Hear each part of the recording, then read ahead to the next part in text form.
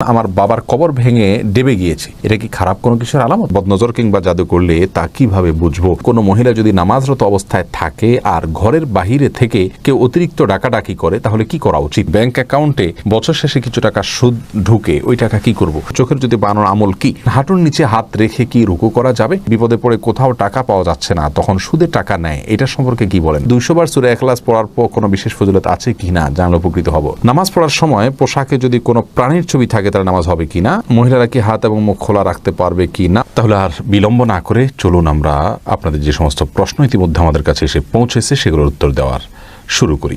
আব্দুল্লাহ আল মামুন রাজু জানতে চেয়েছেন, চোখের যদি বানানোর আমল কি?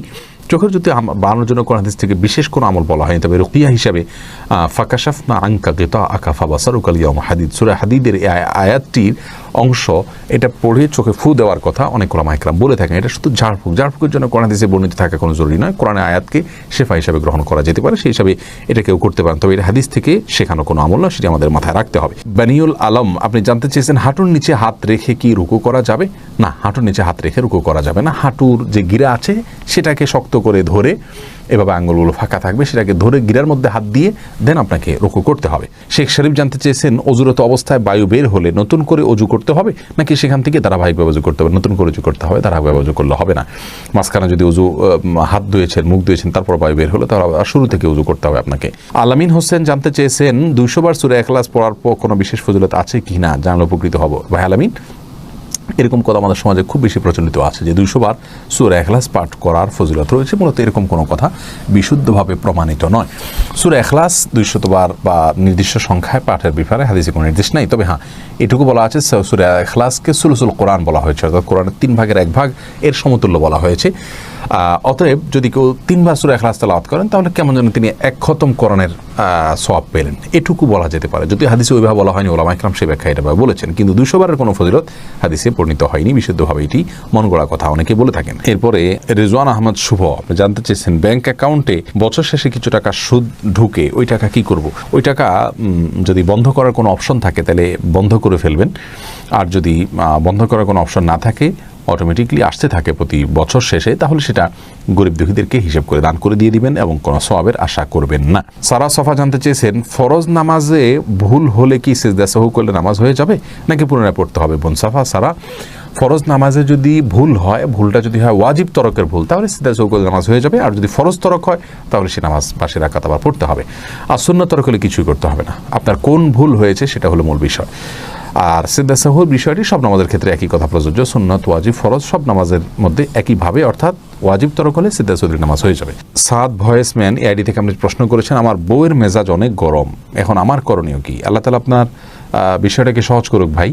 তার স্ত্রীর যদি মেজাজ গরম হয়, তিনি যদি নিজে বুঝতে পারেন যে হ্যাঁ তিনি মাঝে মধ্যে হট মেজাজি হয়ে পড়েন, তাহলে সেক্ষেত্রে তাকে আপনি পরামর্শ দিতে পারেন আউযু বিল্লাহি মিনাশ শাইতানির রাজিম বেশি বেশি করে পাঠ করা, বিসমিল্লাহির রহমানির রহিম মাঝে মধ্যে পাঠ করে, এগুলো পাঠ করলে আল্লাহ রাব্বুল আলামিন বদমেজাজ মানুষের কমিয়ে দেয়। বিশেষ করে তার যখন বদমেজাজ হবে, আপনি তাকে শুনিয়ে দূর থেকে এটা পড়তে পারেন, যদি পড়েন ইনশাআল্লাহ দেখবেন তার বদমেজাজ কমে গেছে। এবং রাসূল করিম সাল্লাল্লাহু আলাইহি ওয়াসাল্লামের জীবনে এরকম ঘটনা ঘটেছে যে এক ব্যক্তি রাগান্বিত হয়েছেন, তিনি দূর থেকে বলেছেন আমি জানি একটি কালিমা যেটা পড়লে তার রাগ কমে যাবে, এবং তাকে শুনিয়ে সেটা তিনি পড়লেন, তারপর লোকটি সেটা অনুসরণ করলেন। তাকে ডাইরেক্ট পড়তে বললে ওই সময়টা তিনি হয়তো রাগান্বিত হয়ে যাবেন, তাকে পড়তে নির্দেশ না করে আপনি তাকে শুনিয়ে হালকা করে বললেন, অথবা তাকে স্মরণ করার উদ্দেশ্যে বললেন, এর মাধ্যমে তার রাগ কমতে পারে ইনশাআল্লাহ বিইذনিল্লাহ।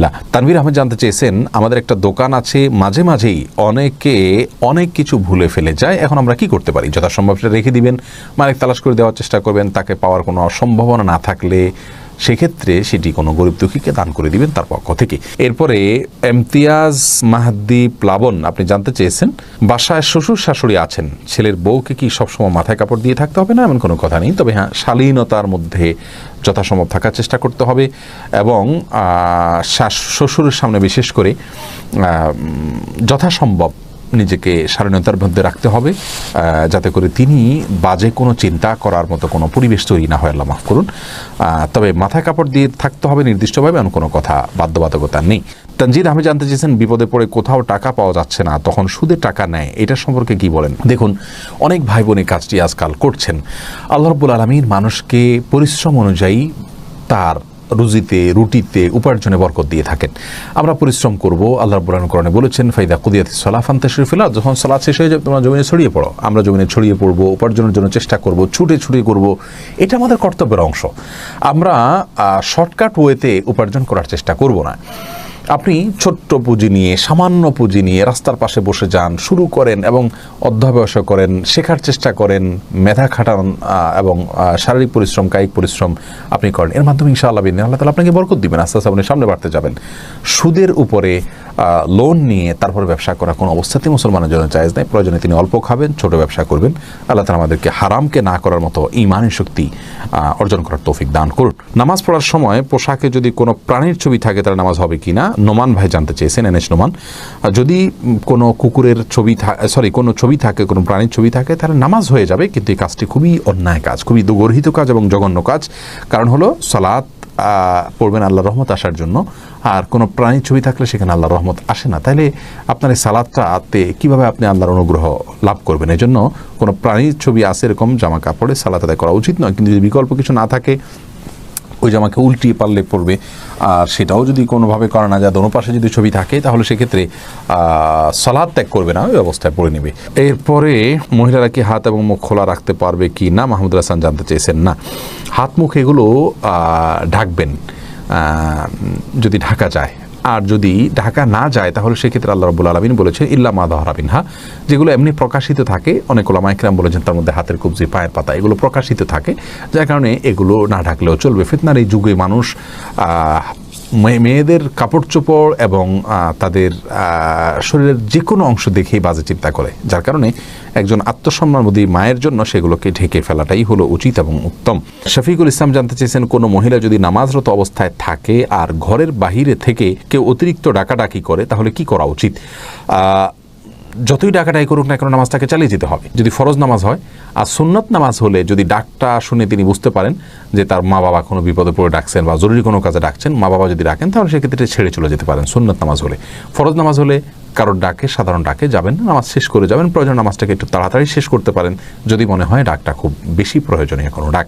আর যদি কোনো ব্যক্তির মৃত্যুর মুখে পতিত হয়েছেন, এরকম কিছু আঁচ করতে পারেন তিনি, তাহলে সেক্ষেত্রে ফরজ হলেও নামাজ ছেড়ে দিয়ে তার জীবনকে রক্ষা করার জন্য তিনি অগ্রসর হয়ে যাবেন, এটা তার কর্তব্যের অংশ। মোহাম্মদ তাকিব জানতে চেয়েছেন, বদনজর কিংবা জাদু করলে তা কিভাবে বুঝবো? এটা একটু জটিল আসলে। বেশিরভাগ ক্ষেত্রে আপনার রুকিয়া যারা করেন তারা এরকম রোগীকে কিছু তিলাওয়াত শুরু করলে তাদের মধ্যে অস্থিরতা শুরু হয়, বিশেষ কিছু আলামত তারা দেখতে পান, তার মাধ্যমে বোঝা যায়। এছাড়া অনেকগুলো পদ্ধতি আছে বোঝার জন্য, যেগুলো আসলে সঠিক নয়। সেগুলোতে কুফরি কালামের আশ্রয় নেওয়া হয়, জিনদের আশ্রয় নেওয়া হয়, অনেকভাবে করা হয় যেগুলো সঠিক নয়। রাখি আক্তার জানতে চেয়েছেন, আমার বাবার কবর ভেঙে ডেবে গিয়েছে, এটা কি খারাপ কোনো কিছুর আলামত? না, খারাপ কোনো কিছুর আলামত নয়। এটা মাটির কোনো সমস্যার কারণে হতে পারে। কোরআন হাদিস থেকে এটাকে খারাপ কোনো আলামত বলে বলা হয়েছে বলে আমাদের জানা নেই।